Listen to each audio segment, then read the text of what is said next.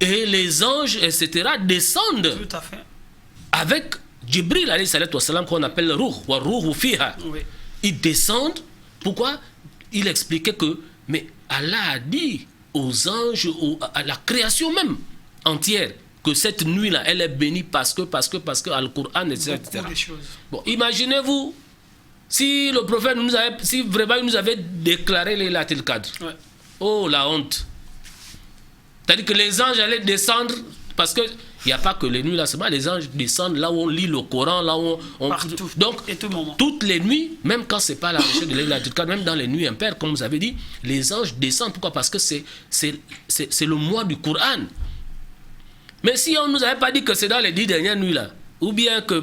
Ça allait être difficile. La honte. Ouais. Les anges allaient descendre comme ça là. Imam Bouné, Moussa Ndjegi sont en train de dormir. Donc, vraiment, on doit méditer sur ces enseignements-là. Et puis aller au-delà. C'est-à-dire qu'Alhamdulillah, aujourd'hui, on se réveille pour Laylatul Qadr, mais on doit faire l'effort. Parce qu'Allah nous interpelle. Et les versets du Coran sont clairs. Où Allah dit au prophète, lève-toi une partie de la nuit. Sinon moins, sinon plus, adore ton Seigneur. Et Allah te ressuscitera dans une position de gloire. Donc, je vous dis que la prédication que je fais là, ça s'adresse d'abord à moi, imam. À moi d'abord. En dehors aussi du mois de Ramadan, faisons l'effort de nous lever à cause d'Allah, par amour pour tout ce qu'Allah a fait pour nous, n'est-ce pas, pour pouvoir mériter son amour et sa clémence et sa miséricorde. Allahumma amin. Ça, vraiment, on n'en explique jamais et fini. Imaginez, dans ce même Ramadan que nous avons commencé avec certains, qui ont même jeûné des jours, mais aujourd'hui ils sont partis. Définitivement. Nous pouvons être à leur place. Pourquoi pas?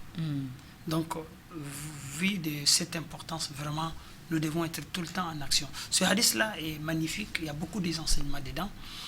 Revenons sur la partie où il a dit qu'il a trouvé des hommes en train de se discuter. Je crois que nous sommes dans un moment occasionnel à laver nos cœurs. Effectivement. De rancune, de ne pas discuter. Imaginez si la raison de cet oubli prophétique qui était déjà très rare, qui est les disputes entre des personnes. Cela manifeste que vraiment, nos discussions ne nous apportent jamais de bonheur. La mésentente. Et oui, les chétans s'impliquent dedans. La rancœur. Et puis imaginez, on a oublié toute la communauté. Quelle grâce! Même le plus grand pervers pouvait repérer cette nuit et pour sauver sa tête. Mais ça a été caché. Pour que nous autres qui ne connaissent plus, que nous nous levons et pour beaucoup adorer Allah subhanahu wa ta'ala. Bon, la partie où le frère indique que nous relations après Ramadan et autres, je crois que la communauté dans son ensemble musulmane, ici comme ailleurs, on a un sérieux problème, les manques d'information, le manque de formation encore. Tu trouveras la plupart des musulmans, un pourcentage très élevé, il ne connaît rien de cette religion. Il est né musulman, il se nomme Abu Bakr, Omar, Uthman, Mohammed, mais concernant un hadith qui nous interpelle tous les jours, Talabul ilmi faridatun ala kulli muslim, il ne connaît rien de sa religion. Et même qu'est-ce qui est fait au sein de la communauté justement pour pallier à ça? Ça c'est une responsabilité commune que nous avons tous démissionné, ou bien la plupart. Les enseignants ont leur part, les imams ont leur part, les parents ont leur part, même la rue a sa part dedans. Vraiment, tant que les musulmans n'apprennent pas ce livre, ne cherchent pas à savoir qu'est-ce que l'islam en réalité, dans le fond et le profond, ils ne pourront jamais être des bons musulmans. C'est ce qui conduit à ce genre de situation. Il attend seulement que Ramadan arrive pour qu'il soit bien physionomié. Il est là avec ses boubous, ses turbans, et il fait des prières, il a son chapelet, il fait des sacrifices, il fait des gros efforts. Mais une fois l'intérieur est vide de cette science, de cette sensation, de cette réalité, il sera moins profitant et pour son islam. Et même, je vous ai bien compris, j'ai bien compris vos explications, mais seulement, on va prendre un exemple pratique. Oui. On a le conseil qui est là. Oui. On a les associations qui sont membres du conseil. Oui. On a des regroupements de jeunes, des regroupements de femmes, des regroupements, je ne sais pas, peut-être d'enfants.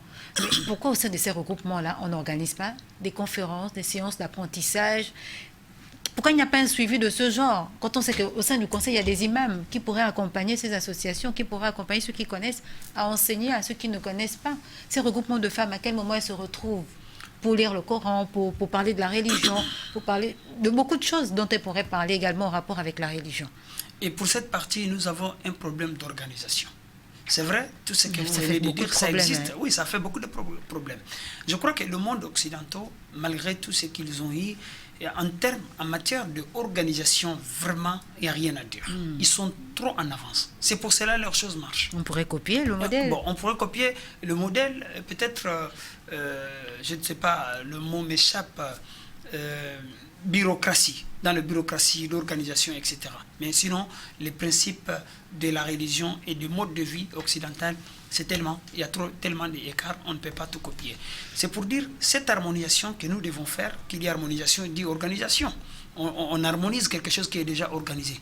Je crois que si l'institution prend sa responsabilité de suivre, et les associations, on assiste aux réunions, on échange des idées, on sort des arrêtés, on appuie les établissements, on a un contact permanent, on est communicant avec les médias, etc. Ça va bien marcher.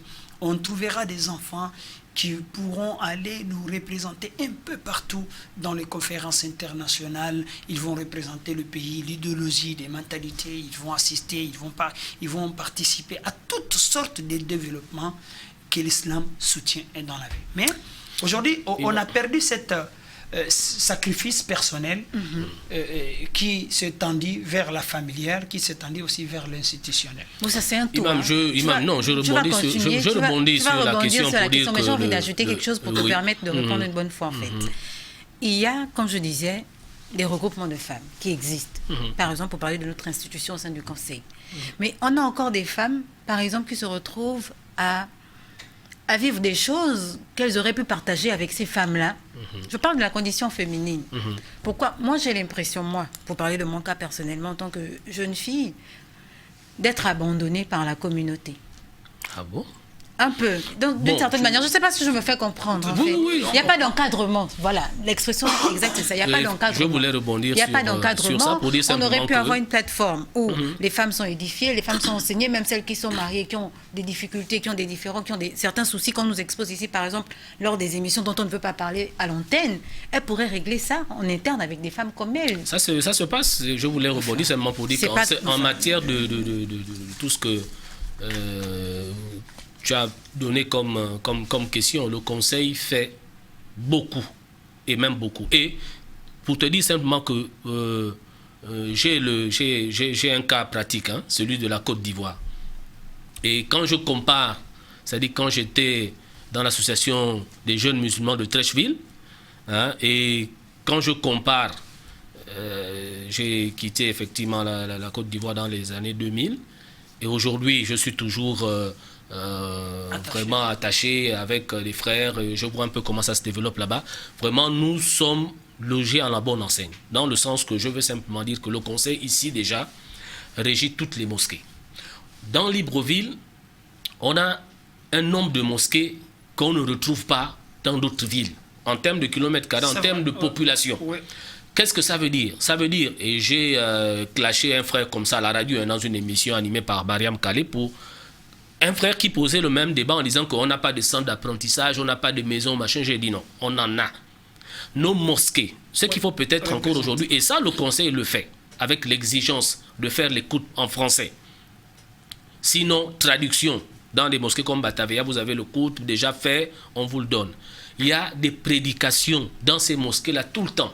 Les jeunes convertis, c'est-à-dire que, et j'ai dit aussi à des jeunes convertis aussi qui disaient que mais nous on fait comment? J'ai dit non. Faites comme nous on faisait à l'époque.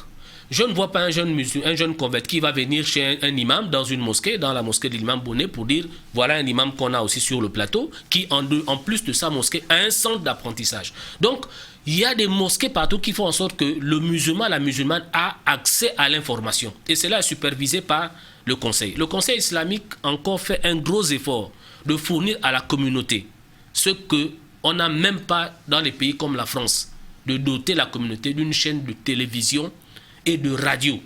Et dans ces chaînes de télévision et de radio, il y a des imams qui viennent prêcher, qui donnent leur numéro de téléphone. L'imam Djouba aujourd'hui, je vous donne le nombre, peut-être il a près de 1500 abonnés sur sa page WhatsApp. Il répond aux questions, il ne se fatigue pas et il y a beaucoup des imams comme ça qui le font. Et on a des mosquées qui sont vraiment éparpillées dans l'ensemble de la capitale où, quel que soit le musulman ou la musulmane, peut dire, bon, si j'ai tel problème, je m'en vais voir un imam qui va me donner une réponse, je m'en vais voir un imam qui va me montrer comment faire la prière. C'est nous-mêmes, musulmans et musulmanes, qui ne faisons pas l'effort. Comme Allah dit dans le Coran, c'est comme quelqu'un qui va au bord de l'eau, il a l'eau qui passe sur le fleuve. Oui. Au lieu de prendre l'eau avec maintenant quelque chose pour boire, il dit à l'eau, viens dans ma bouche. Nous, on veut tout à domicile. Non, comme disait l'imam Bouné, chez les Occidentaux, là même, il y en a même qui nous envient. Parce que eux, moi j'étais à Paris à une époque, mais pour retrouver la mosquée, dans le quartier où j'étais à Créteil, mais Dieu merci, c'est un frère, Abdoul Kad, avec qui on a eu un rendez-vous. Je lui dis, mais là, je fais comment? Bon, parce que quand même, j'ai l'habitude de la mosquée, tout et tout. On a tourné, mais il dit, c'est là. Mais chez nous, il y a quelqu'un ne va pas chercher une mosquée dans Libreville, comme on dit en Côte d'Ivoire. En Côte d'Ivoire, on est arrivé à les jeunes musulmans de Trécheville. Nous avons institué avec le frère Ali Radjoumba des méthodologies que nous avons rapportées du Gabon et qui ont porté des fruits là-bas qu'eux ne connaissaient même pas. Ils ne savaient pas comment éduquer les femmes, comment éduquer les enfants. Mais ici, je vous jure, comme je disais pour terminer un peu, que c'est nous-mêmes, vous en tant que vous n'êtes pas... Non, Oumou, c'est pas toi qui vas dire que tu es un encadreur qui est sur le plateau. Et les autres aussi, il faut venir maintenant. Le conseil est là, il y a les imams qui sont là. Il faut maintenant dire à ceux qui ont besoin de venir vers les imams. C'est pas l'imam Bouné qui va aller faire le porte-à-porte.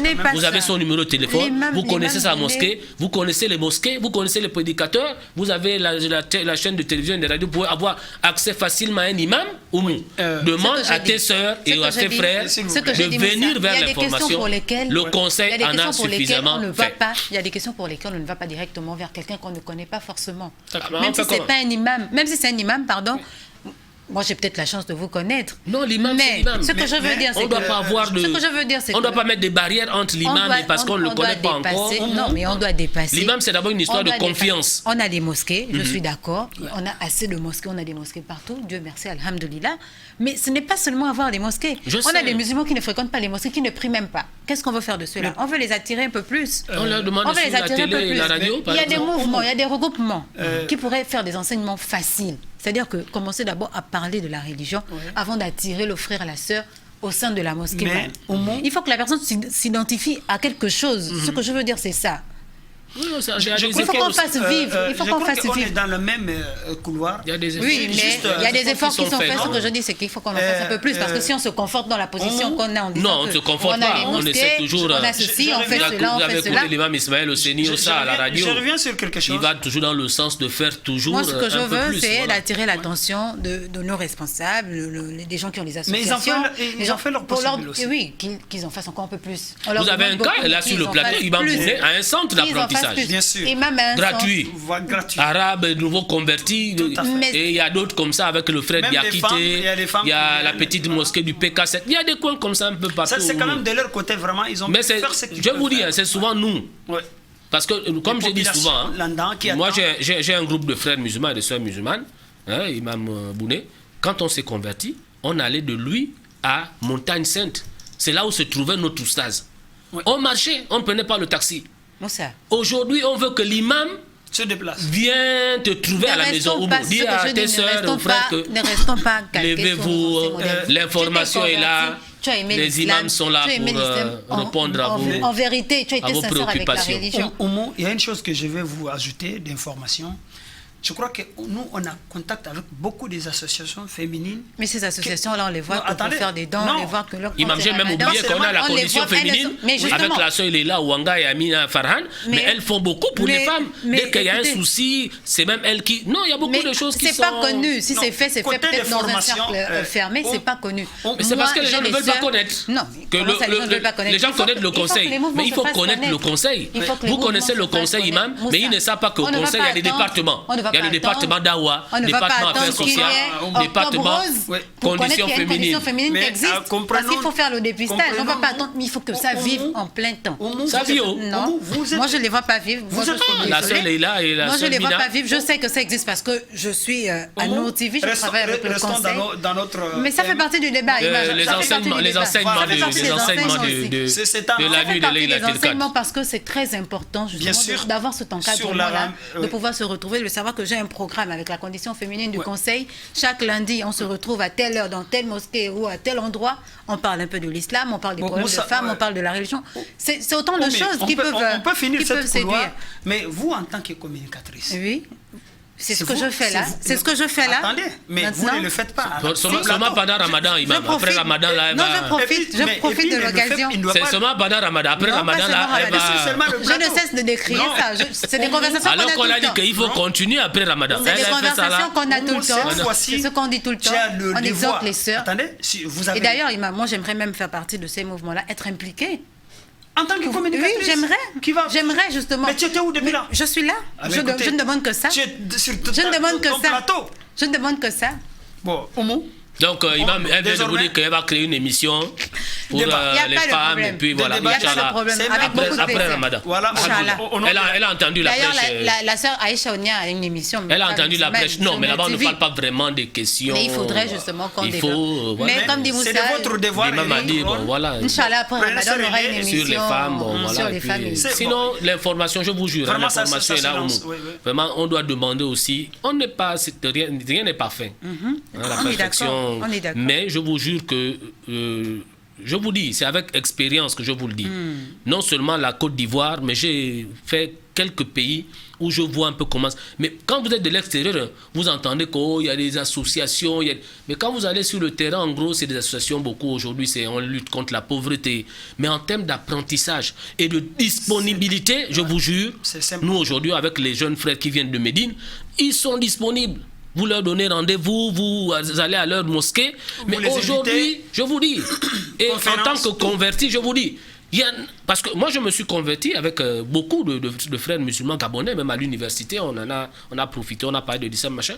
Mais aujourd'hui, quand je vois, je crois certains, oh, mais c'est comment? Oh non, mais tu sais, c'était machin. Mais qu'est-ce qui s'est passé? C'est-à-dire que c'est vrai, il y a le destin qui est là. Mais eux aussi n'ont pas fait l'effort que nous faisions. Ouais, tout à fait. Moi, je ne restais pas chez moi à la maison, non.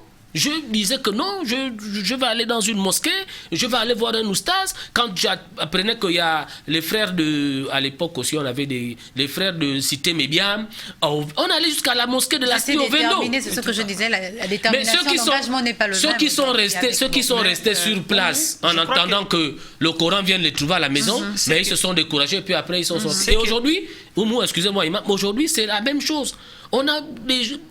Moi, je suis des fois sidéré, les gens qui me posent la question que, mais Moussa, mais c'est où que je peux apprendre la religion?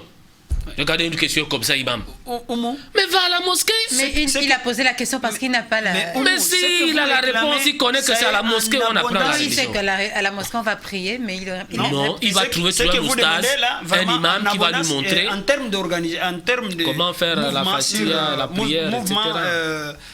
Dans du domaine, vraiment, aujourd'hui, l'islam va très mieux ici. Il y a même les réseaux sociaux. Les réseaux sociaux, on a tellement de regroupements et pour faire des prêches, ça ne s'arrête pas. Cette machine, la personne ne pourra l'arrêter. Donc là où vos inquiétudes, il y a un manque de la part de ceux qui doivent adhérer. Donc une institution quand même ne se lève pas pour aller chercher des têtes. Et même les encadrants. Non, il faut d'abord qu'il y ait des mouvements qui attirent. Voilà, même l'association qui a une chaise, etc. C'est elle qui doit se positionner. Les autres, ils vont faire quand même amener des plans. Et puis on va... Sinon, ce que vous réclamez là, il y en a beaucoup ici à Libreville. On ne les voit pas, on ne vous voit pas. Mais soyez vous plus actifs, pouvez pas voir ça en étant chez vous. Sur le terrain. Quand j'ai parlé d'organisation, c'est ceux adhérents et qui ne sont pas organisés. Imaginez, moi, toutes sortes de conférences, vous m'appelez, je n'ai pas besoin de me reprogrammer, je pars. Donc, avec les femmes, chaque semaine, on a des conférences avec des conditions, avec des femmes ici à Libreville. Et des grandes conférences qui passent. Donc, les associations, on a des mouvements, on a toutes ces choses-là. Mais il y a un problème d'organisation au niveau de ces adhérents. L'institution ne doit pas se déplacer pour aller chercher les gens, de venir animer. Donc, c'est à cette... Le frère Moussa l'a dit. dès leur conversion, lui n'est pas resté bras croisés. Les Sahaba l'ont fait. Donc il était dans son char, l'autre était dans son cordonnerie, etc. Mais en même temps, ils se retrouvaient tous auprès du prophète Mohammed sallallahu alayhi wa sallam, et pour apprendre et pour partager les sciences. C'est pour cela, les reportages de hadith là, il y a toutes sortes de personnes. Il y a des riches qui ont rapporté, il y a des pauvres, il y a des femmes, beaucoup, il y a des hommes aussi. Donc c'est ça le rôle de la communauté musulmane, que chaque individu se sent responsable de sa formation. Mais cependant, l'établissement va les soutenir. La mosquée va les soutenir. Radio, télé vont les soutenir. L'institution, l'État même va les soutenir. Si vous êtes bien organisé, même si vous, c'est le mot qu'on entend, la laïcité, les États laïcs vont vous soutenir dans votre formation, parce qu'en quelque part, ils sont gagnants et dans vos programmes. Merci beaucoup, Imam. Merci beaucoup. C'était une parenthèse. On a un message également, assalamu alaikum, mais bon, la personne n'a pas donné son identité. Mon intervention, c'est pour vous remercier pour cette grande exhortation sur les enseignements sur la nuit du destin. Qu'Allah renforce votre science et votre sagesse, qu'Allah vous bénisse et vous facilite vos efforts de propagation de la religion. Pour conclure encore, je te dis vraiment, il faut, c'est vrai, il faut interpeller les frères. Oui, je vous le dis, c'est par expérience. On interpelle tout le monde. Quand quelqu'un vous dit non, je réponds quand même, mais moi j'ai des messages de fois Messenger, je quitte même Messenger parce que là-bas je suis débordé. Comment faire la prière, comment... Je dis, mais il y a même Google. Oui. Vous voyez comment les gens ne font même pas l'effort. Je dis, même Google, tu as la réponse à ça. Oui, mais je veux savoir que c'est parce que les gens ne font pas l'effort de dire que je me lève, je m'en vais à la mosquée. J'ai même un numéro de téléphone de l'imam. Voilà, et il faut encourager les gens à ça. Le hadith, c'est faible. On dit, le prophète a dit qu'il faut aller rechercher la connaissance. Même en Chine. Ce n'est pas un hadith, mais... la recherche de bon, regardez Nomba Kelé et messieurs. La Chine, c'est encore loin. On dit que c'est faible, mais c'est pour montrer que c'est toi d'abord qui dois te lever vers l'information. Il y a la mosquée, il y a les écoles coraniques, il y a même nos boutiquiers là. Des fois, vous voyez un boutiquier avec le chapelet. Vous pouvez lui poser une question. Il y en a qui connaissent. Un peu, oui, ils ont mais on ne prend même pas la peine de fois de marcher. La prière, ils connaissent. J'ai de nouveaux convertis. J'ai eu un nouveau converti il y a combien de mois là? C'est un neveu, hein, c'est mon neveu. Bon, il habite dans les PK. Il dit oui, bon, tonton, mais bon, mais là, la prière. J'ai dit que tu n'as pas de boutiquier chez toi. Oh oui, si, mais Adama. Je dis, mais voilà, Adama va te montrer la prière. Donc, tu vois, on oublie ces choses-là. Alors que la mosquée est là à côté. Vous allez aller quand même, je ne vois pas que vous allez voir un musulman sortir de la mosquée. Il y a l'imam, il y a le muezzin, il y a ceux qui sont au premier saf là. Vous dites, il y a Seyd, Adja, chez les femmes, c'est la même chose. Dans tout aspect. Mais nous, comment faire en reportage? Moi, quand je veux faire la prière, c'est quoi? Je m'en vais dans un boutiquier de Yassid. On me donne l'eau, le tapis de prière. Oui. Mais il y en a qui vont te dire que non, je n'ai pas fait la prière. Gratuit. Bon, parce que j'étais à Mikolongo, là-bas, mais j'étais dans tel quartier. Pourquoi? Parce qu'il n'a pas pris la peine d'aller simplement chez le boutiquier pour dire donne-moi le tapis de prière et la bouilla. Il a un problème d'effort. On a ce problème-là. Il faut encourager les gens à aller vers l'information. Les enseignements de la nuit du destin. Voilà, le thème d'aujourd'hui, c'est les enseignements de la nuit du destin. On va ouvrir le numéro aussi. Hein. Oui, on va ouvrir le numéro tout à l'heure. On va regarder d'abord l'action Ramadan. L'action Ramadan. Si la régie est prête. يا مرحبا يا مرحبا زين الشهور. Afin de permettre à tous les jeûneurs de rompre tranquillement leur jeûne durant ce mois de Ramadan et malgré le dispositif de mesures barrières de lutte contre le Covid-19, la grande mosquée de Port-Gentil a ouvert, juste pour la circonstance, un restaurant de cœur. C'est en moyenne près de 200 plats qui sont distribués de 16h à 17h30. Malgré le retard accusé par certains, ils espèrent repartir avec les mains chargées et ne manquent pas de féliciter l'organisation mise en place. Aujourd'hui, je suis un peu en retard vu mes occupations ménagères. J'espère toujours, puisque c'est la charité, j'aurai toujours quelque chose même si je suis en retard. Je viens souvent et ça se passe très bien. Il y a la nourriture, on donne à tout le monde, il n'y a pas que les musulmans, même les chrétiens, tout le monde est servi. Le responsable de ce comité revient sur le respect des mesures barrières. Pour gérer l'homme, c'est pas facile, surtout en période de Ramadan comme ça. Et c'est pas facile parce qu'il faut toujours inculquer nos frères musulmans et nos sœurs musulmanes de respecter les consignes de sécurité. Surtout, c'est ce qui cause beaucoup de problèmes. Parce que quand on leur dit de respecter les consignes de sécurité, beaucoup ils ont du mal à appliquer ça. Donc nous sommes obligés nous-mêmes d'être là hein, pour veiller à cela, hein, de pousser les gens pour qu'au moins ils puissent quand même respecter les barrières de 1 mètre là. Donc je pense que c'est la grande difficulté majeure que nous sommes qu'on rencontre. Parce que c'est pas facile, les gens ne sont pas habitués à ça. Hein. Donc il n'y a que ça. Hein. Sinon, dans la gestion, dans l'organisation, tout se passe sans problème. Mais seulement, il faut toujours interpeller les gens de respecter les barrières de sécurité. Ordinairement, les musulmans se réunissaient à la grande mosquée au coucher pour rompre le jeûne. Mais les mesures de lutte contre la propagation du Covid-19 ont contraint les responsables de cette mosquée à mettre sur pied ce restaurant de cœur dans le but de conserver les valeurs de partage liées à ce mois saint de Ramadan. Nous revoilà sur le plateau, voilà, c'était l'action Ramadan du côté de Port-Gentil. Moussa Nzengi, le frère Jean-Fidèle Otando a fait parler son cœur. Voilà, comme on dit, il a toujours déjà fait. C'est un frère depuis qu'il était au gouvernement.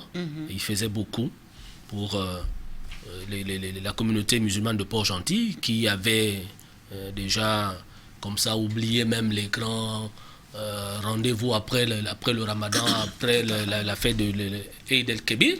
Et il avait institué ça, regroupé les musulmans, comme le faisait le chef de l'État, Djali Bongo Ondimba, à la présidence de la République. Il recevait la communauté musulmane chez lui pour offrir un repas et afin que les frères aussi se rencontrent entre eux, les sœurs également. Et voilà, c'est pas qu'il a suivi les missions de l'imam Bouné et il est sorti du gouvernement, mais il continue toujours à faire ce qu'il faisait avant. Voilà les bons musulmans. Et qu'Allah le récompense de la meilleure des manières. Et c'est pour nous interpeller aussi, nous autres, que voilà. Hein, l'imam a parlé, je crois, la dernière fois, de quand on est aisé, quand on a des choses, on doit remercier Allah à travers ce qu'il faisait, mais quand aussi peut-être même si ça diminue, ou bien quand on n'est plus aux fonctions, etc., mais il faut continuer. Et ça montre la sincérité du cœur de la personne, et ça ne fait que nous encourager, et nous demandons aussi aux autres de suivre l'exemple. Iznillah, à cause d'Allah, de faire comme le frère. C'est pas parce que aujourd'hui il n'a pas la position qu'il avait demain qu'il a baissé les bras. Au contraire, alhamdoulilah, avec encore les récompenses qu'on a pendant le Ramadan, ça l'a encore surpassé à faire ce qu'il fait. Et je vous dis, hein, il n'est pas sa première, sa deuxième, ni à sa dernière, parce que je crois qu'il a compris, n'est-ce pas, le fait de remercier Allah en tout temps. Hein, alhamdoulilah, ala kulli hal, que ce soit dans la baisse des moyens, on dit alhamdoulilah, que ce soit dans l'augmentation ou autre chose, on doit faire comme il fait là, n'est-ce pas, remercier Allah à travers ce genre d'actes qui sont très importants pendant le mois béni de Ramadan. 077 41 15 10, 077 41 15 10. On est donc dans les enseignements. Sur lequel vous pourrez nous joindre justement pour parler des enseignements de l'année de... J'avais une idée, je l'ai perdue. Allez-y, peut-être c'est une question, mais j'ai perdu. On parlait des enseignements de la nuit du destin. Oui, des enseignements de la nuit du destin. Qu'est-ce qu'on doit justement retenir de tous ces enseignements-là, toutes ces pratiques que nous faisons durant ces 10 jours, ces 10 dernières nuits, durant laquelle nous recherchons justement la nuit du destin?